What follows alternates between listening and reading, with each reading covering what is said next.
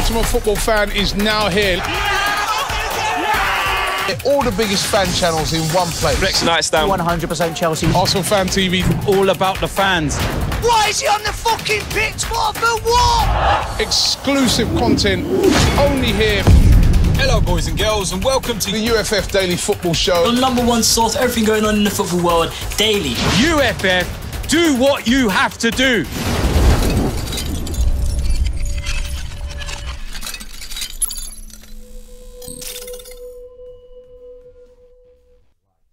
Hello and welcome to FanPark Live, England versus Nigeria. I'm Terry Flewers, joined by Ranty today in the house. How's it going, mate? I'm good, man. How are you? Mate, I'm buzzing. The World Cup is a few weeks away. I've not really touched on the World Cup for a few weeks now, but I'm getting excited. I absolutely love it. All the nations come together. There's all that national pride going on for everybody involved. Enjoyable game so far today as well. Yeah. I've been impressed by England. I think they played well, especially they've used the width a lot. Ashley Young's bombing down the left flank a lot.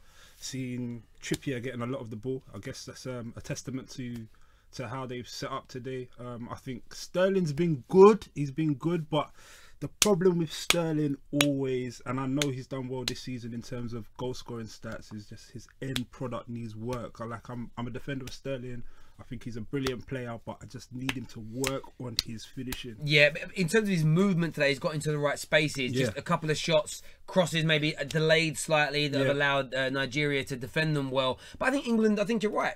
Very encouraging stuff. The fullbacks have been brilliant. The formation seems to be working well today. Nobody get carried away. This does not mean England are going to go and win the World Cup in any way, shape or form, but we do want your phone calls. Want to know what you think of that first half display. 0203 606 0315. I believe we have a call already coming through that's going to be put through to us right now, and we'll also do some of your live comments in a moment as well. Hello, welcome to FanPark Live. What's your name? Hey up, mate. Yeah, my name's Mark. Hello, Mark. How are you? Hi, Mark. Yeah, good, mate. How are you guys? Yeah, not too bad. Very well. What's your thoughts on the first half between England and Nigeria? I thought we was good in patches. I thought Sterling and Lingard and Ali, I think they're a very good three. I think they work well behind Kane. I didn't like the fact that Kane kept coming deep sometimes, but then again, Sterling behind Kane, I thought that was perfect. I mean, he scores a lot of tap-ins for City, doesn't he, Sterling? And there's a chance he got into position at the edge of the box. He was blasting them over. They want these usual tap-ins. But he's making them runs beyond Kane, which I like. I think people are picking him out, so I think he's working well with Kane. I think if he was a finisher, I think he'd get the most goals in the tournament, if I'm being honest. No, I agree with you. And I definitely agree with you, Mark. I think it's a good point that you make out there. Kane, he does tend to drop deep when he wants to get involved in games. He's very renowned for doing that at Spurs as well. But I think what you rightfully picked up on is that when he does drop deep, it allows the likes of Sterling especially and the likes of Lingard and Ali to kind of play ahead of him. So I think that's the mindset behind it. I don't think it's being done accidentally. I think there is an intent behind it. So I think we'll see a lot of that at the World Cup, hopefully. Yeah. Do you know what I think as well with Harry Kane? The one thing I love about him as a player is that I remember listening, I can't remember which pundit it was, put this idea into my head, and I've seen it ever since. When he dropped deeps, it's a nightmare for defenders because with most strikers, they drop deep, you can let them go. Yeah, with Harry Kane, though, you've got two choices. You let him go and have space. Yeah. He can turn from 30 yards and bang it in the top corner. Yeah. Or you go with him as a centre-back. And you can end up in a situation whereby there's in a big hole for Sterling, for Ali, for Lingard to run into. So I think he serves a great purpose coming deep at times, but he also picks up his goal today. Mate, really do appreciate your call. Thank you very, very much, Mark. Thank you. Got another call coming through now as well. It's nice. It's not that often you get positive calls about England, to be fair. It's nice to start the day off with one. Hello and welcome to FanPark Live. What's your name? Hi. Hello, mate. How you doing, guys? I'm good, mate. What's your name? Kieran. Hello, Kieran. Hi, Kieran. What's your thoughts on that first half?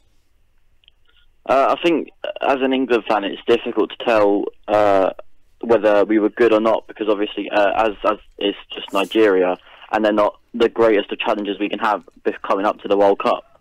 Well, But from what I've it's seen, not just Nigeria. It's the Nigeria, man. We're like, see the kit. Obviously, there's a big buzz around us. But yeah, please continue. I think from what I've seen with the team, we've gelled together well, which is looking promising coming up to the World Cup. If we can keep gelling well, going towards it and get into the World Cup as a team, gelling well against Belgium in our group, I think we can come out top of our group and get a good draw in the round of 16. Good. Kieran, really appreciate your call, mate. Speak to you at full time. Cheers. Excellent. We've got a video for you from Adam. Adam from the Fifth Official, normally in the studio with myself. He's at Wembley today watching the game. Is that ready to be played? We're going to play that for you now, and then we're going to come back and talk a little bit more about that first half display. Half-time whistle just gone. He's not happy. Nil. He's not happy. England winning 2-0.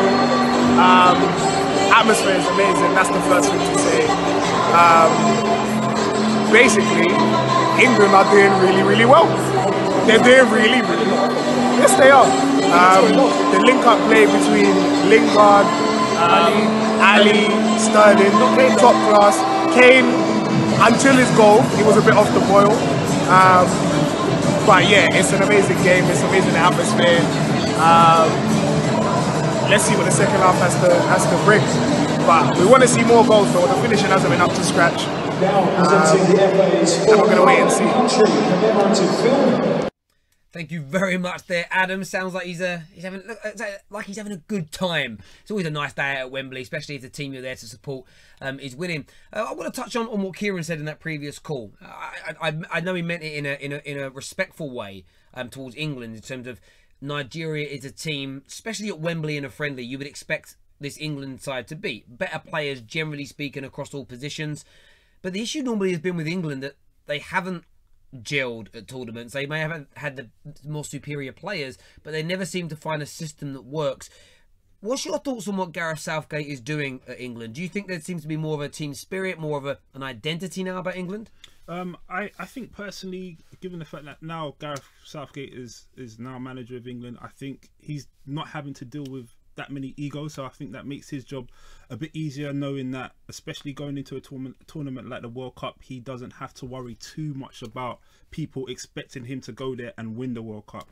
It's given him an opportunity to now experiment with the three at the back, which I think works well for England to an extent. I don't think the personnel is one that I agree with, but again, that's down to Gareth Southgate himself, not me. I'm not the head coach, but yeah, I've been impressed with him thus far. And I think, you know, going back to that comment that our caller had, I don't think it was disrespectful, but I think at this time period going into the World Cup, you need to have a mindset of where you're at as a team and how you want to approach games going into the World Cup. And I think that's what England have done today, given their 2-0 lead. I think the way they've set up well, they've pressed well, they've been very, very assertive going forward. I think Kane's been impressive. I think Sterling's movement has been incredible. I think Lingard's been good as well, along with Dele Alli. I think Dyer's protected the back three well as well, and I think Trippier and Young are seeing a lot of the ball. So I think it's working. His ideas seem to be Ashley Young being in an England squad as a fullback. I mean, you never would have seen that coming. Me personally, it wouldn't be my first choice, but I guess that's a testament in some weird regard to how well Ashley Young's been doing at Manchester United. I know he's benched Luke Shaw at United, and Jose Mourinho's put a lot of trust in him this season. So for me, he's done well. Would I start him? Not personally. I'd rather have somebody who's left-footed on that side, just because of the width. Absolutely. Got another call coming through here from a Huddersfield fan, I believe. Abs is going to put that through. Then I'm going to do some of your live comments. Welcome to FanPark Live. What's your name? Jaden. Hello, Jaden. How are you? I'm good. How are you? Yeah, very well, thank you. What's your thoughts on that first half display from England and Nigeria? Well, England have played very well in the first half. Cahill getting that good goal, and so Kane, and Kane as well. Lingard has been playing really well, and Sterling has as well. I like Sterling in behind Kane. I like that link-up play as well. Yeah, I thought that's worked very, very well. And you know what? There's almost room there as well to look at the likes of Vardy coming into that and Rashford as substitutes, where you don't need to change your system too much, because I think they could all. I don't think Vardy and Rashford are as good on the ball as Raheem Sterling, but in terms of running in behind and finishing and pace that they both have, and that's something England have on that bench with abundance. There's two. You've got Danny Welbeck as an option as well. Should you need to bring him in? So I think you're absolutely right. In terms of the competition today, Nigeria, have you been impressed by them at all? So there's been a bit of a buzz around Nigeria because their kit is tremendous. It's going to be one of those famous kits that's remembered forever at the World Cups. When you look at them as an opponent today, where do you think their threats might come in the second half? I don't know really. I don't really know. Iwobi's played all right, I guess. It's just average. Iwobi, look, most Arsenal fans actually say that Iwobi is average, but I think you always. Thank you very much for your call, mate. Really appreciate it. I think it's important though internationally to respect your opponents. And an example would be Iceland at a tournament. Yeah. Everyone said it was embarrassing, but do you know something that's gone a little bit unnoticed during the World Cup qualifying? They topped their group. Yeah. And I know John Bodvarsson, one of their players, fairly well. I've had a lot of conversations with him, and the one thing that I'm encouraged about with England this time around is something he said to me 2 years ago. I was like, how come you guys are doing so well? And he was like, we don't have the most talented players. We know that. He said, but the majority of our senior team now have grown up playing together from under 15s, 18s, 21s, and now as an international group. We all play for different clubs, rival clubs. Some of us play abroad. But when we're together, we're a bit of a family. And when you've listened to Lingard and Raheem Sterling and Harry Kane speak, a lot of these players play together under 18s, 21s, and now senior, which didn't really happen with previous England squads in my lifetime. They all know Gareth Southgate from when they were kids, when they were coming through the academy. And there appears to be more of a cohesion between these people. So one, we need to respect their opponents, whether it's Tunisia, whether it's Nigeria today, and go out there and give it our all and not just expect to roll them over, which I think is important. But equally, I see more of a team atmosphere this time round with England than ever before. We're not as talented. We don't have as good of players. We don't even have as famous or as gifted a manager in many respects. But we've seen many teams go to World Cups and do better than expected with much lesser teams. Whether it be Senegal having a great World Cup or you've had South Korea in the past do very, very well. And I hope that England just go out there and have a few games like this, play some expansive football, go for it. You know, if we lose 2-0 but we attacked and played good football, I think England fans would forgive that. Yeah, I definitely agree. And just going again back to your point about Nigeria, I think it's also important to point out that there's a few key players not starting in this game as well. Ndidi, who protects the defence quite well. He's been class for Leicester.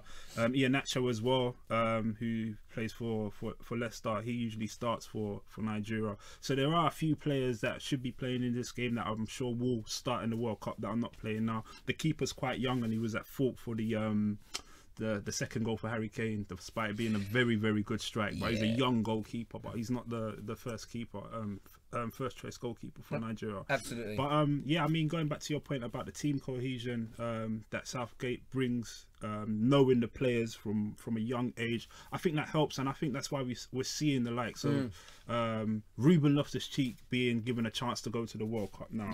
You're seeing the likes of Marcus Rashford, you know, the young ones, obviously Dele Alli and Harry Kane have obviously cemented their place at Tottenham as first team players. But it helps knowing where your players have come from, knowing how they've grown up, how they've developed their game, because it gives you that sense of security, knowing that you can kind of speak to them on a level, get the best out of them on a level. We saw, as we spoke about earlier, Raheem Sterling being defended by Southgate. I think that's really important. I think being able to manage your players properly, especially going into... Look, the Raheem Sterling witch hunt is wrong. But I actually think it could end up being good for England's national football team.